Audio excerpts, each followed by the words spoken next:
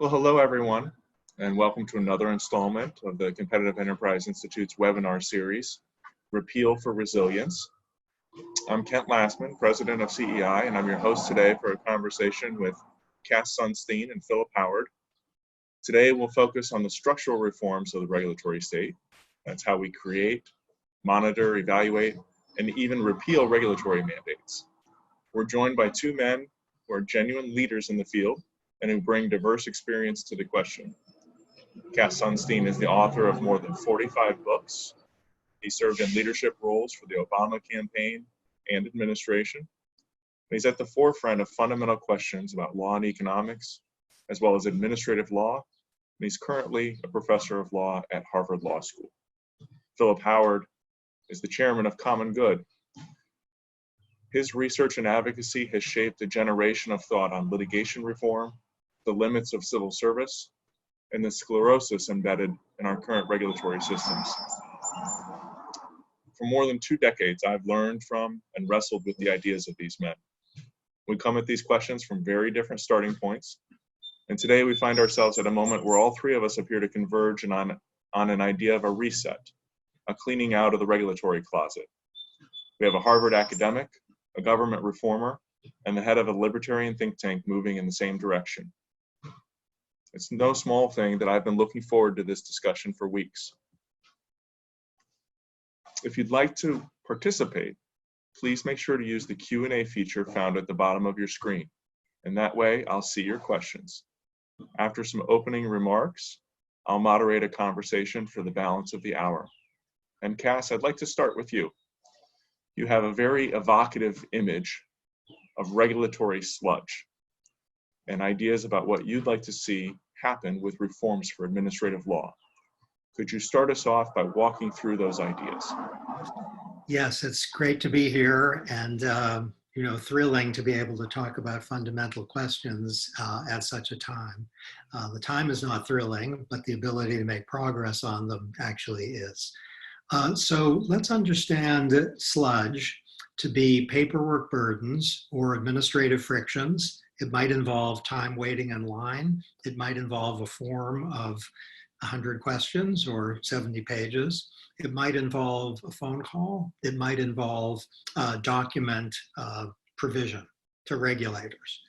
And the idea is that the regulatory state is drowning in sludge, and that while sludge is sometimes justified as a way of making sure, for example, that people who get a license actually should get the license, or people who get government benefits are within the class of eligibles, that's really important.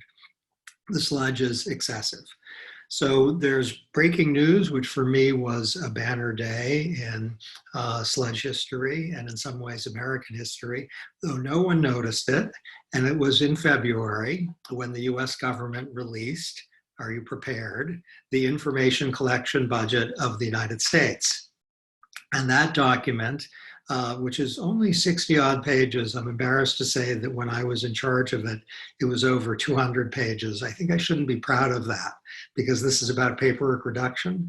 It's all electronic. But the latest document shows that on the latest figures we have, the American people are subject to more than 11 billion hours of paperwork burdens annually. Now that's a number. Numbers are abstract, but if we think about people in hospitals, nurses and doctors, patients, people in educational institutions, students and teachers and administrators, truckers, people in the airline industry, the struggling airline industry, farmers, people in agriculture in any capacity, we're talking about very serious effects on their lives. The gold medal winner is the Department of Treasury and the IRS, with over 7 billion of those 11 billion hours coming from the IRS alone. But if you're talking about tens or hundreds of millions coming from transportation or from energy or education, then we're talking about a serious negative effect on people. So let me get a little abstract, a little less abstract than the numbers, and then talk about the war on sludge that we're in the midst of. And this is a good war. This is not the good war, but it's a good war. So the problem with sludge is that it often takes people's time. It often imposes a serious psychological challenge, which is captured in such words as frustration, indignity, stigma. So if you're a truck driver, or if you're trying to have a license to do something and the government is requiring you to do stuff, the time commitment may be formidable. It might not be manageable. It might be that you just can't handle it, and so you don't get benefits or licenses or permits to which you're entitled. That can impair economic growth and have a very serious impact on people's lives. It's not only the time, though, it's that the underlying good, which may be authorization to do something or access to a doctor, the underlying good may not be available. Typically, the take-up for benefits programs is between 40 and 60%. That's a catastrophic number. Now, to get a little bit in back of why we are seeing a war on sludge, and I'll describe the nature of the war, there's always an assessment to be made of whether the sludge imposed by private or public sector, and we're talking about public sector mostly, is worth it. And frequently, that answer isn't asked with sufficient intensity. Is it worth it?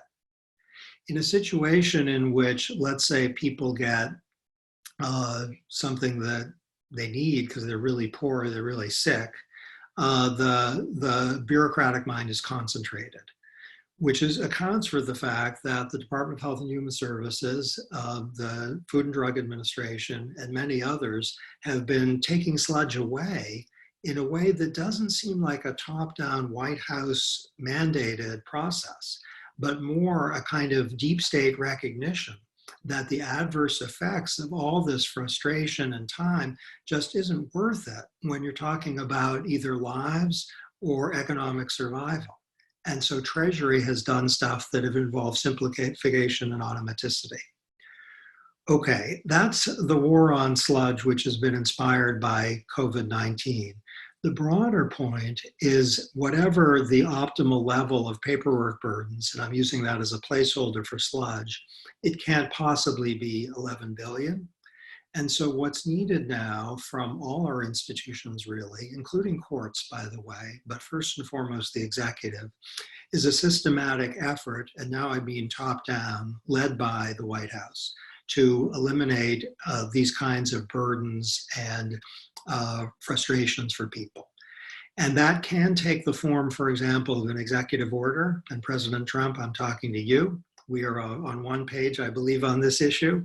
An executive order that can be either qualitative for sludge reduction, saying significant major reassessment with real progress within 90 days, or it can include specific numbers, like you have to reduce X, where X, let's say, is a minimally reasonable cut from every agency of their contributions to that $11 billion figure. The final word is, if you ask yourself what's the most precious commodity people have, there are a number of candidates, but something that belongs on the short list is the following: time. Let's find a way to give the American people more of it. That's a wonderful outline for us for the whole hour, but we have so many topics to get in here. I want to pick up on just something there at the end, the systematic review. Philip, for our audience who might not yet be aware, you've developed a plan and are developing a cohort of people behind the idea of a recovery authority. And that's its own form of a systematic review for regulatory burdens. Can you tell us about that set of ideas and how it would work? Sure. I mean, it's great to be here with you, Ken, especially with Cass, who's sort of learned at the feet of the master, who's been studying this for a lot longer than anybody else I know. I think it's really important for law to honor the needs of the society, that it's supposedly the frame for. And I think coming out of this crisis, there are going to be so many unusual situations Restaurants have to reopen. They're going to need inspections. They're going to need permits. The public sector is going to be overwhelmed. And so if you're going to have a 6-month wait, to get the inspector in. So we're going to need to waive all kinds of rules that were perfectly reasonable when society was humming around, or maybe not perfectly reasonable, but reasonable enough, but don't reflect the unusual, extraordinary situation that we're living in. So just as the hospitals had to throw away rule books to deal with the surge of COVID patients, I think we're going to need a mechanism, like European countries have one-stop shops to get permits, for example, to get our society up and running again. I think it's going to be true in schools, it's going to be true in businesses and such. So that's the recovery authority idea. But I'd like to sort of pull back for a second and say I do think this is not only a teaching moment, but also a kind of a public demand moment. Government will not look the same after this. It's just not, too much has gone on. You see it unfolding daily in the paper, in the press and such. And I think the only place where maybe I disagree with Cass is I think that this exposes a flaw in the design of the bureaucratic state. I don't think it's a matter of degree. I think our effort really just after the 1960s to remake a regulatory state that not only tells people what to do, have a safe workplace, whatever, but dictating exactly how to do it is a failed system. It works tolerably when society is humming along, but it doesn't work at all with any extraordinary or unusual event. And what's surprising about what's happened in the last couple of months is how unsurprising it is to teachers and doctors and others who deal with what Cass calls a sludge, all day long. The system simply doesn't honor the complexities and trade-offs of life. The complex shapes of life don't fit the square legal holes. There are these, it's not just the situation, but also, as Cass says, the time and the resources available to do things. So coming out of this, I do think we're going to need what I think could be temporary, but some kind of recovery authority to get businesses and schools and such up and running again. But I also think that we need to come to grips with the fact that this emperor has no clothes.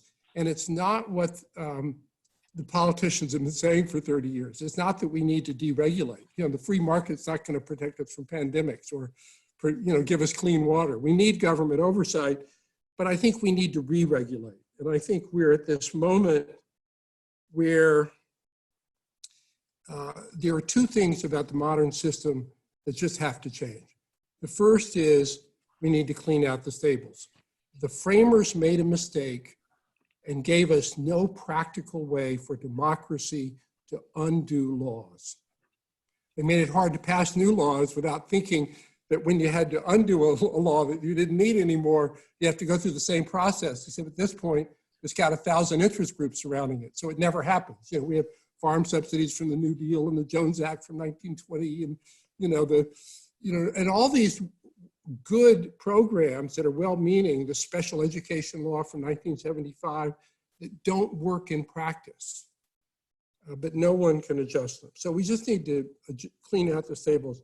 And the second point is I think we need to move from a compliance-based structure to one that's more goals-oriented. There will be rules. You can't have a reasonable amount of pollution or whatever. You've got to have effluent limits. But the system has to honor the needs of humans, and it has to honor human agency and accountability. Paul Leitz, a public administration professor, and he and I are working on redesigning the civil service system right now. Just one of many things. And so in closing, I've actually been working with Paul Leitz and others for a year to organize a campaign basically for spring cleaning commissions in every area of society. Much of what Cass writes about. I mean, it's just, Cass can run all of these spring cleaning commissions, as far as I'm concerned. He knows more about it than anybody. And to go through in a systematic way and make proposals for regulatory frameworks that can be practical for the people on the ground, whether it's teachers, doctors, or others. I think we're just at that moment in our society.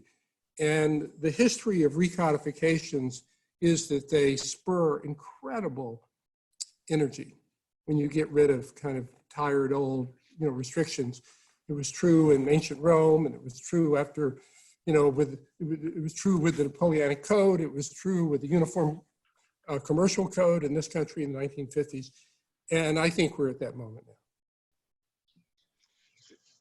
now. Thank you for that. And I want to stick for a moment with that first point that you made about the systematic, in cleaning out the stables. Cass, let me ask you this. It seems to me that there's regulation and obligations that we could go after that are compliance-based and paperwork that have to do with discrete problems that can be identified either within the agencies or from a top-down approach. But there is also the rules about the rules, the defaults, something you know a great deal about. Setting defaults in our society, these nudges, can we do that also for the legal system so that we have defaults that it perhaps is easier to review and repeal than establish new obligations? Okay, good. So I'm hesitating because when you talk about cleaning out in the stables, I'm actually speaking from what was for a long time, I think well over a century, a pony barn. It was a little stable. And when I Hey, me too. I'm in a converted stable. So you should like the metaphor. I'm hesitant to, I confess, to embrace the metaphor because in the place that I'm now sitting, there was the residue of, I won't say the four-letter word, and I don't think of the regulatory state in that way. And I think it would be, you could find some, but I don't think that's it. In terms of what to do, if the idea is to shift, as Philip is suggesting, to performance standards rather than design standards, I completely agree with that.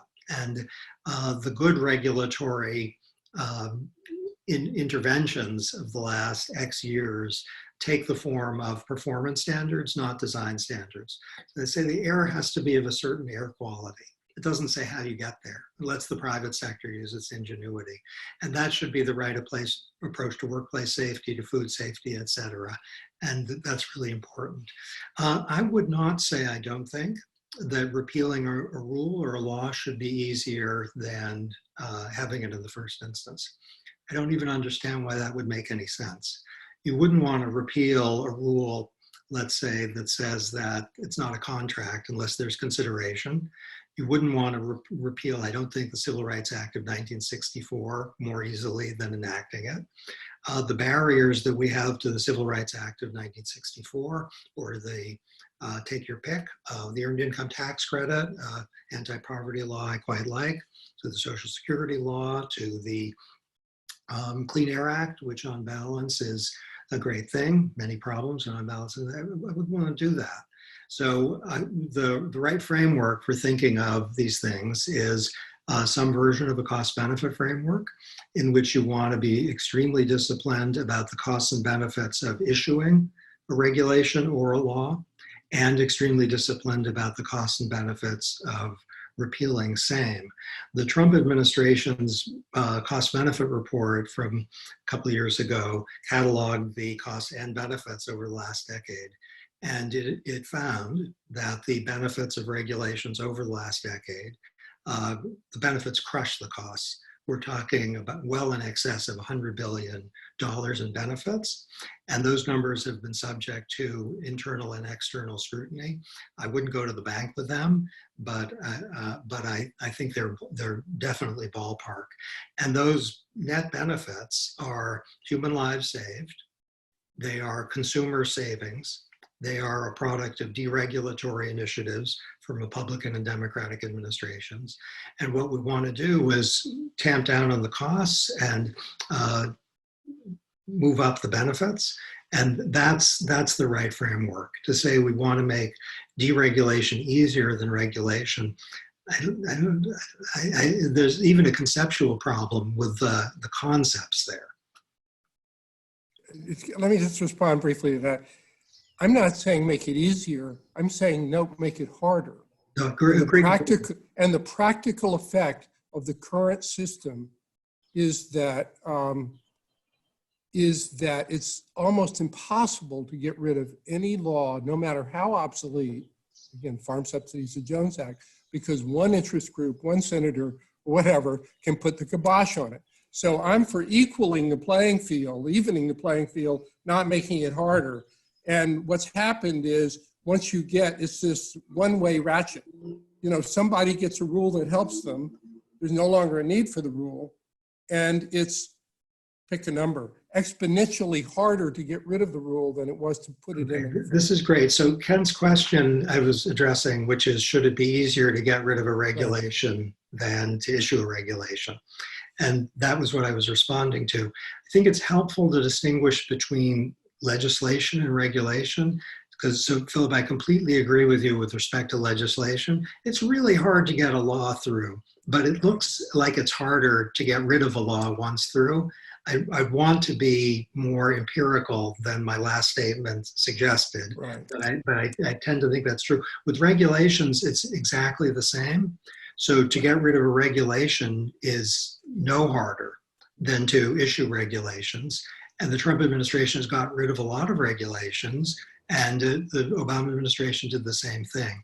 So there's no asymmetry there. That's good. I agree it should be true on the congressional side as well. Now, each of you have written in slightly different ways about a related question about retrospective reviews. So once a regulation is put in place, Congress passes a law, asks for an agency to implement the law, fact-finding, analysis is done, a regulation is put in place. I think the reliance interests that Philip is putting his finger on here, how reliance interests build up around a status quo once a new rule has been put in place, argue against good, high-quality retrospective review to say, are we still regulating in a way that makes sense? Do the benefits still exceed the costs? What sort of reforms are available to us to bring more to that question at the agencies? And maybe first Cass and then Philip. Well, I love your question, and I agree with the thrust of it. So to have the White House, meaning the president, first and foremost, requiring a periodic review of regulations with a report that's very public to Congress and to the American people on what's been done, let's say every 6 months, to scrutinize regulations to see if they have benefits that justify costs, accompanied by a clear mechanism for public participation, such that affected persons, whether they are little companies or startups or big companies or consumers, can say, this one is driving us crazy.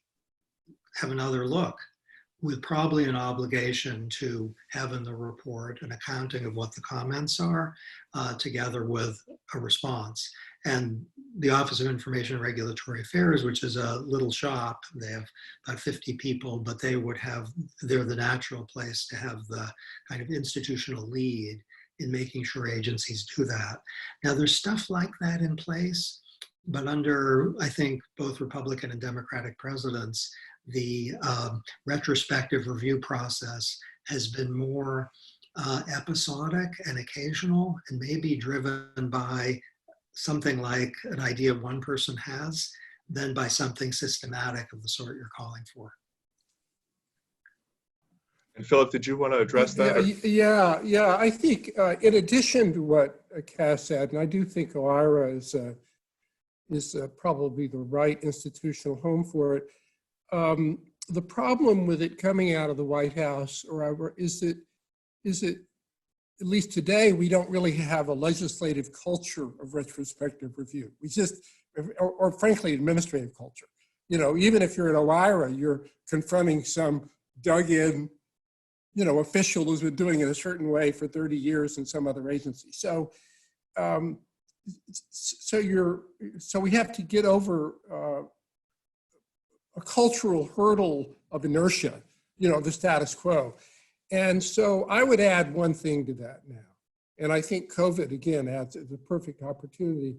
And this is an idea I got from George Kennan, the former diplomat, who wrote about how he thought government worked toward the end of his life. And he had the idea of creating a fourth branch of government that had no power. And I wouldn't make it a fourth branch necessarily, but it was basically a council of citizens that would actually have funding and a budget, and it would review programs. It would have no power to do anything about them, but it would look at, for example, the school bureaucracy and the special ed laws, things that are often politically toxic, you know. And so in much the same way that Base Closing Commission takes the politics out of some hard choices to change things that people are passionate about, I think it would be incredibly constructive to create a moral authority group, an independent group with no power. Again, I think having no power is really important to the moral authority, who can then in a systematic way institutionalize retrospective review. We think it's really important for the state to do this, that, and the other, but this obviously is using up too many resources or blah, blah, blah. So we recommend the following. Then in my world, OIRA and maybe some relevant congressional committee could pick up on it or not, but now it has the wind at its back of this disinterested group explaining why it's an important thing to do, and sort of it's setting the table, if you will. So and just to make one other point, you know, Cass is an expert. I'm actually just a measly civic leader. I spent 25 years as a civic leader in New York City fighting to save Grand Central Terminal and stuff like that. And I was the chair of this group that Jackie Oness is on the board of, called the Municipal Art Society. It had no power whatsoever. And we would get leading citizens together, and City Hall would have made a deal to do something stupid like tear down Grand Central. And we would get together and we would embarrass them into changing their mind. Sometimes we brought lawsuits. So there's an incredible power in moral authority. And Washington doesn't have that group now. I mean, imagine, anyway, that's what I would add on to Cass's idea. I want to stick with this for a moment because I think, well, I wouldn't be doing this work if I didn't believe that you have an awful lot more power than you're giving yourself credit for. The power of ideas and persuasive ideas presented at the right time really do change things. They change the way our government operates. They can change big structural functions. And this idea, this BRAC-style commission for regulatory review or rescissions, an update to the way we interact with the regulatory code in our country. This has been kicking around since BRAC itself in the early 90s. It was introduced in the Senate from Senator Phil Gramm in the mid 90s. It's something that my colleague Ryan Young has been advocating of late, which is one of the reasons I was so excited to learn of your parallel tracked recovery authority, is that there had so many similarities. I'd like to talk for a moment and help everyone, because we have quite an audience for this forum. It's about 100% larger than our last forum a week ago. I'm delighted with all of the .gov email addresses I've seen attached to the participants. Cass is a big draw. I just want you to know that. Just get Cass on the headline. It's those trophies you have in the back. Trophies in the back of the room. But I do want to walk through for a moment some of the practical structural questions because coalition politics matter and group dynamics matter. And your Philip describing something that's independent from the way the legislative process works, independent from the electoral politics of that we see quadrennially. It's a presidential year. So when you say that you'd like to see a commission set up to make recommendations, would this be permanent, or would it be just for the near term, just for the next couple years and a one-time reset? It doesn't matter. All that matters is that it be credible. And tell us. The worst thing about the Trump White House is it doesn't have the idea that you need to present ideas with moral authority. Well, you can't present, and so as long as it's a credible group, Cass and I and you could get together, we could appoint a group with no authority, and if we had the funding and we had a good enough group, we could do this and actually have an influence. Better if it's appointed by Congress, like a BRAC commission, or perhaps like Simpson-Bowles, appointed by the White House. But tell me a little bit about some of the support you've generated, because I've been quite impressed. We've seen New Jersey Representative Gottheimer, we've seen Senator Lankford from Oklahoma, all sorts of interest in these reform ideas, but your coalition has been growing. I think that'd be interesting. So we're building a group. I'm working with Mitch Daniels with the state of Indiana now for Recovery Authority. We're talking to people in the state of Michigan about doing it. If you go to Congress, I think the dominant sense that I get talking to members of Congress on both sides is frustration. It's frustration that they can't get something done that people seem to think needs to get done. So I do think there's an opening here. We're not pushing on a closed door about fixing the system. It only closes when you poke somebody's special interest. And one of the reasons why I think you need this moral authority group is because you can, one, give a bigger plan where there are both benefits and costs to whatever's presented in a given area. And again, you have the moral authority. So we have a group of signatories. So people helping me are Bill Bradley, Tom Kaine, Al Simpson, bunch of other former governors and senators, political, all these people cast us. It's Don Kettle and Paul Light and Chris DeMuth and Glenn Hubbard and Bob Lighton, so there's a broad hunger to do the kinds of things Cass and I are talking about. Cass, I'm going to give you a little phrase and then follow up on my little phrase. So the little phrase is, if you make a plan, God laughs.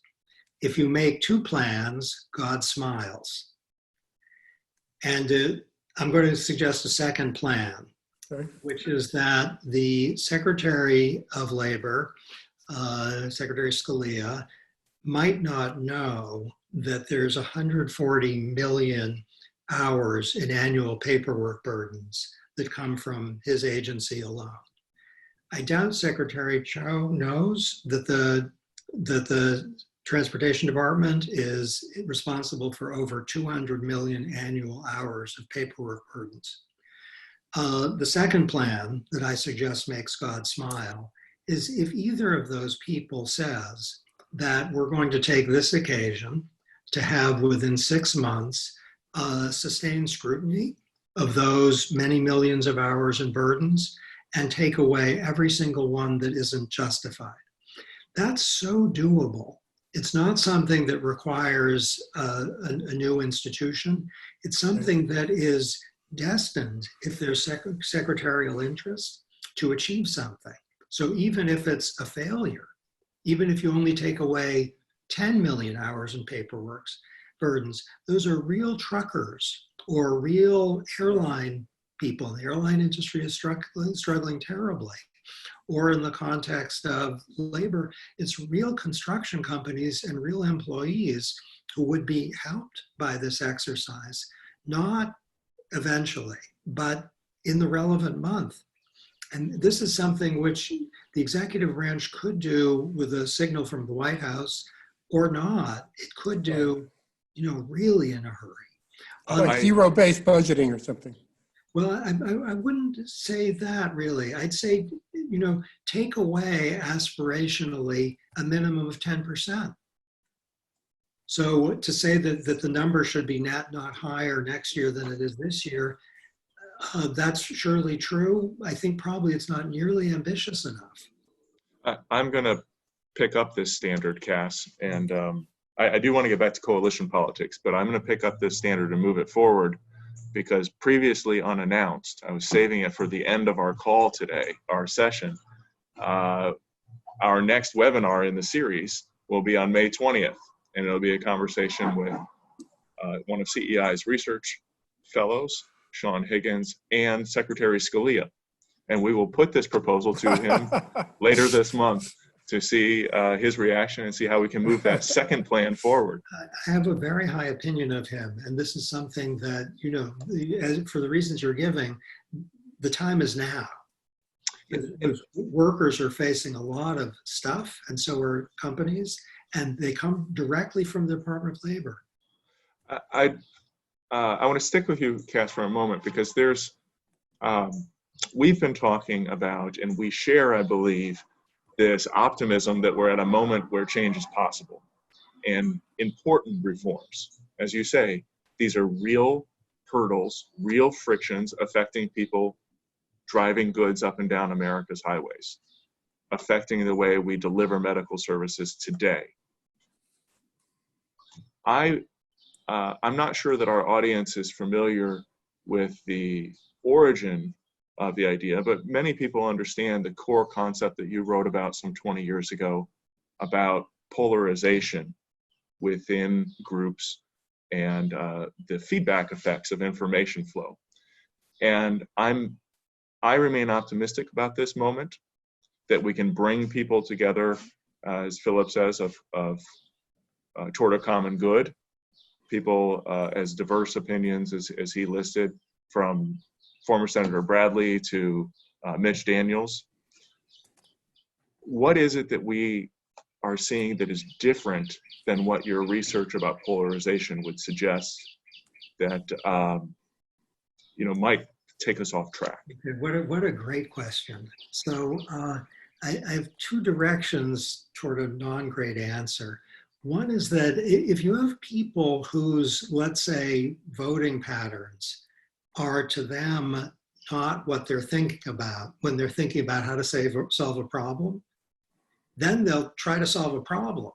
So if you see, I'm just going to look at a little piece of paper, which you were lucky enough not to see, that the EPA imposes a walloping 156 million hours in paperwork burdens on America. It doesn't matter if you're a Republican or Democrat. That's going to make your eyes cross or something.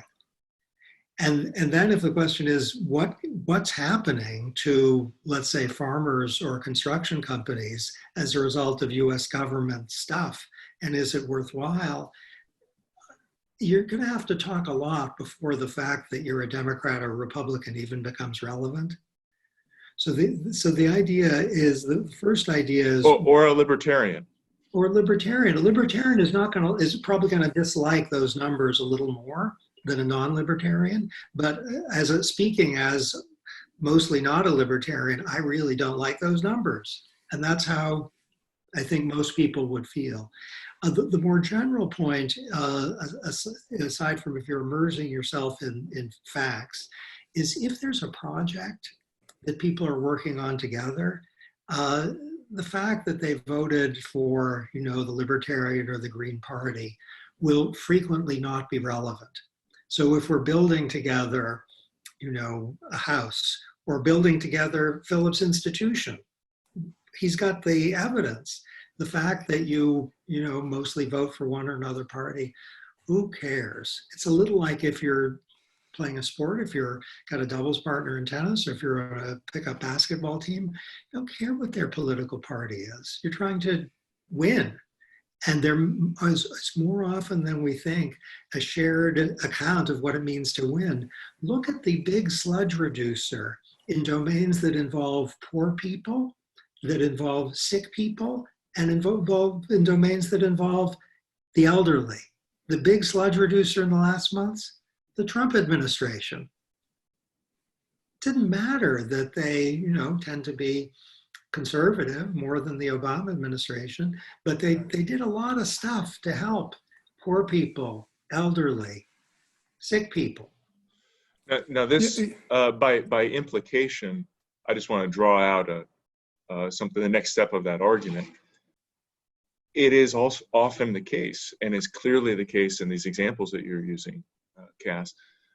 Regulatory effects are very often regressive.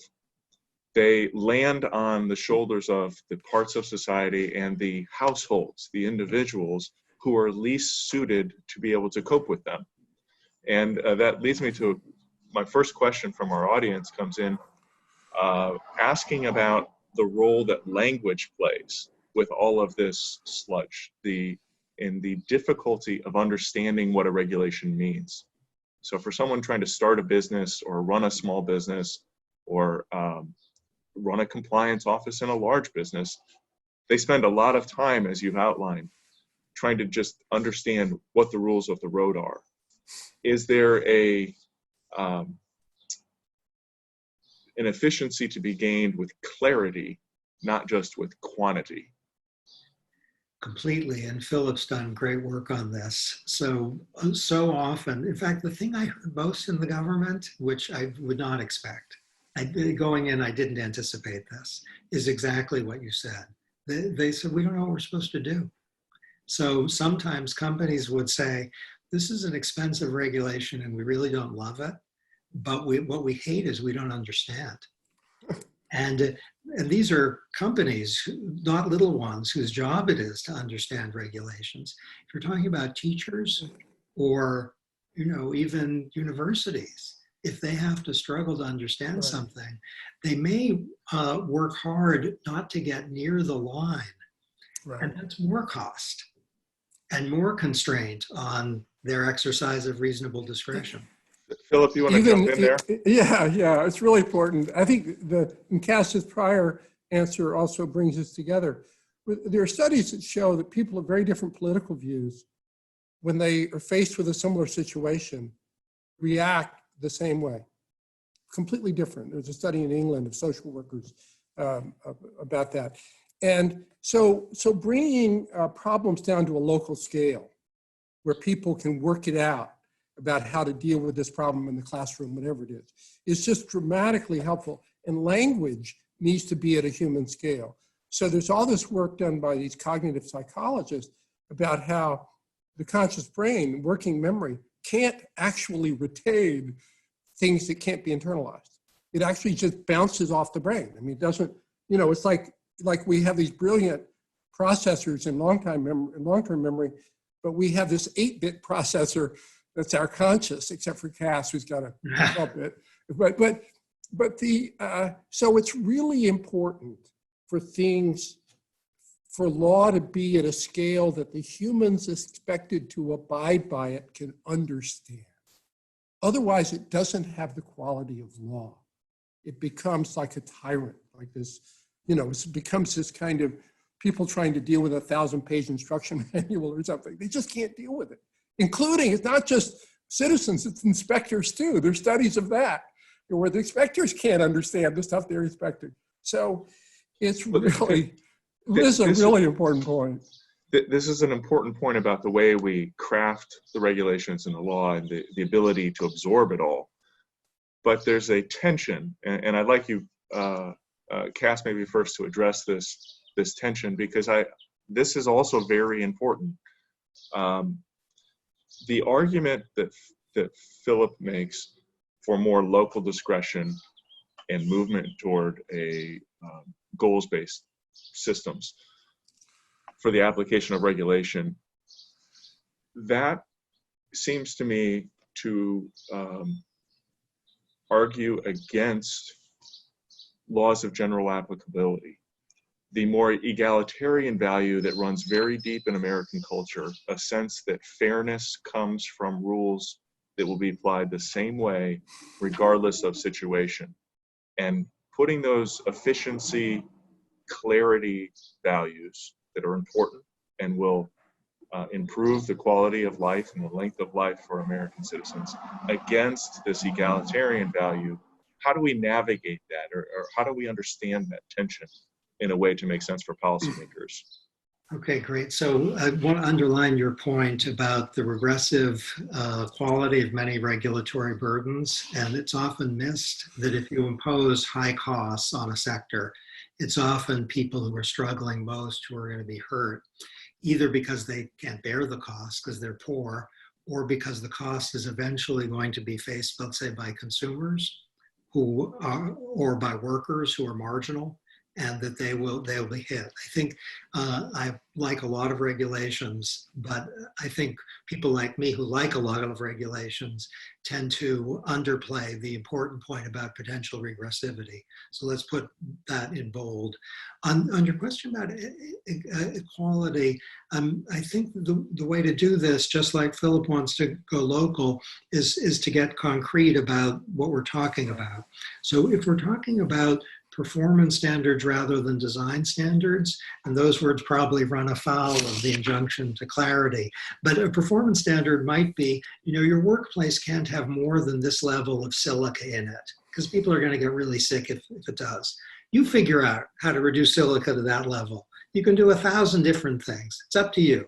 Or New York can't have a level of particulate matter that's higher than this, and then New York and private sector in New York, you find your way to get there. That's a performance standards. It's a kind of goal. It has in those two cases, it can be a very specific goal. Great. That doesn't violate any egalitarian norm. So long as we're saying that no place in the United States can be more dirty in terms of air quality than this, or the water can't have more than this amount of arsenic in it, you're not violating any equality idea. Now, we might want to back up and say, look, New York maybe should be allowed to be dirtier than Montana. And that's a fair question to ask. If New York should be allowed to be dirtier than Montana, let's say notwithstanding the Clean Air Act, the reason is that the cost to New York of getting Montana's clean air is too high relative to the benefits. And I think that if that's the reason New York gets to be dirtier than Montana, or the citizens of New York would tolerate more particulate matter in the air than Montana, it's okay. It doesn't violate equality. They're both getting the level of air quality that is suitable to their situations. And so that's the direction, I think, of why the equity idea is, it's a seductive word, but when we get concrete, maybe it's not a problem. I do want to distinguish, because I think we're perhaps blending goals of regulation, the objective, with the process. And Philip, you've written extensively about civil service reform. You've argued recently, in the recent years, about the unconstitutionality of our current civil service system. And when I'm talking about equality, is I'm talking about the ability to use discretion at a local level can inject the real problem of cronyism and patronage and favoritism, right, and these sorts of things that we don't want to see. Okay. Yeah. I mean, first of all, I think discretion is the wrong word. Discretion in a legal sense means you can do whatever you want. Herbert Kaufman, as a Brookings scholar, did a famous study of the forest ranger published in 1960. They did their jobs. They each had give or take millions of acres. They did their jobs incredibly well with a pamphlet of principles. And the study showed how they actually did their jobs very differently from each other. But it also showed how they had a shared culture of goals. There was some oversight from Washington. They changed their positions, I forget, every 5 years, so they didn't get a fiefdom going. There was a shift going on, and it was incredibly effective without uniformity. They had room for judgment to do their jobs, but they didn't have discretion to do whatever they wanted. They couldn't give a contract for logging to a friend because it was a friend. They would be accountable for that. So, so I think it's really important to distinguish between, again, Cass's point about concrete. When you're talking about tax law or Social Security or the who's entitled to a driver's license, you know, or things like that, you want to have rigid protocols and you want them applied uniformly. And to a slightly lesser degree, I would apply that to effluent guidelines. I think they should be able to be malleable at the, not by the factory owner, but by the EPA for other good environmental reasons with transparency. But when you're talking about soft services like social services or schools, I think it's really important not to burden people with Cass's sludge, to let people do things in their own way.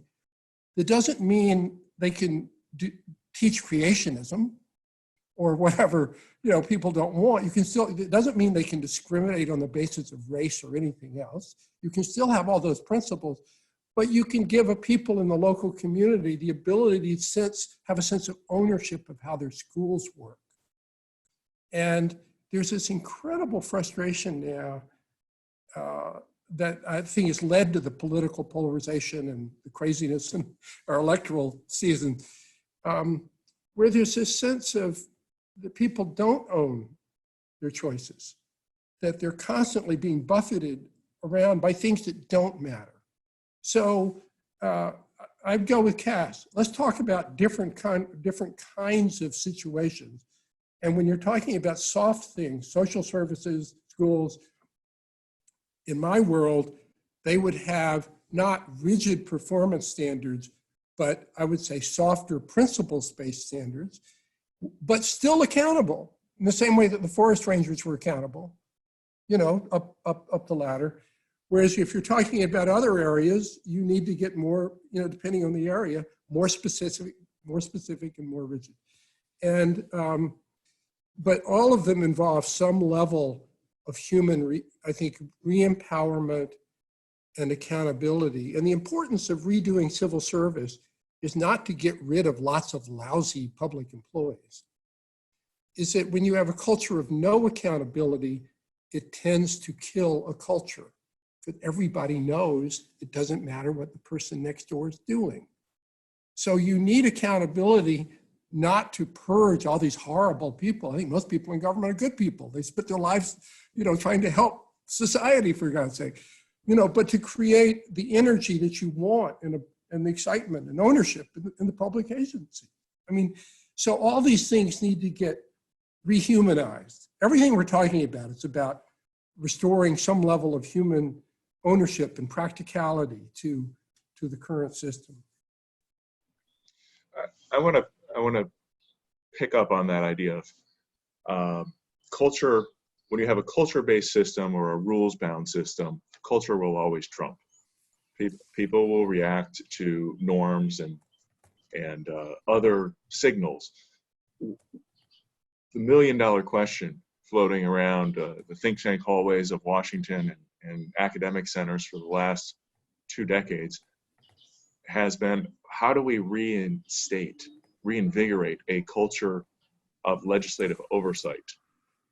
Legislators doing their job of providing clear rules to regulators so that regulators can operate with their own clarity, and then not washing their hands of the questions and staying on top of the issues that they send to the other end of Pennsylvania Avenue. Cass can fix Congress. Okay, so do you have a note of optimism for us about Article 1 prerogatives under the Constitution? what I'd say is, first, I'm stuck on the Trump administration's 10-year retrospective on regulation, which shows that the benefits are $100 billion higher than the costs. So maybe there will be some scrutiny, which will show we really can't trust that. But the existing data suggests the picture is not terrible. We're talking about lots of lives saved, lots of dollars saved, lots of deregulation happening, etc. And this is Republican and Democratic administrations both, and a lot of it never makes the newspaper, but it means that nurses and doctors haven't, and I'm thinking of one rule in particular, gone through a lot of nonsense that they previously had to go through. So it seems to me what ails us as a country is that we're imposing too high costs on our people, and we're not generating enough benefits for them. And if there are cases where we can knock the cost down, that's great. And if there are cases where we can increase the benefits a lot, even if it's regulatory, that's also great. So my eye is very kind of myopic, I guess, in focusing on what are the actual consequences for people and what measures do we have that can document that. The monetary figure won't be adequate, but it will be a nice little summary. Okay, with respect to Article 1, we have the Affordable Care Act, we have the Dodd-Frank statute, we have the statutes involving, rear view cameras in cars, that came from a statute. We have the Clean Air Act. Some of the provisions of what I just mentioned are extremely prescriptive. The fact that we have graphic warnings for cigarettes, that came from a law that requires, guess what? Graphic warnings for cigarettes. So we have a lot of laws from Congress, like the big ones, they're in the newspaper, that have not open-ended grants of authority to agencies, some, but things that are specific. And so I wouldn't say that the issue facing America today is how to reinvigorate Article 1. I think that's a candidate for think tank myth number 1. And if we wanted to require more specificity in things like, I don't know, the Occupational Safety and Health Act, it's a mixed blessing. It's not clear what we get out of that would be something we'd be very excited about. There are areas, maybe, where the Affordable Care Act or Dodd-Frank are better because of their specificity. But I use the word maybe. We want to focus on what they actually are, and would things be better with more abstraction, or would they be better with more kind of very particularized instruction? Can I disagree with Cass on something? Finally, I have something to disagree with him. Finally, something to disagree on. I think the focus should, to me at least, should not be so much on how Washington works or what it's done well, but how Americans feel and how America works. And I think there's broad alienation that's borne out in all kinds of surveys and polls and stuff that I think is not invented by the political parties. Political parties aren't dealing with it effectively. I think they're both broken for reasons I've argued in my last book.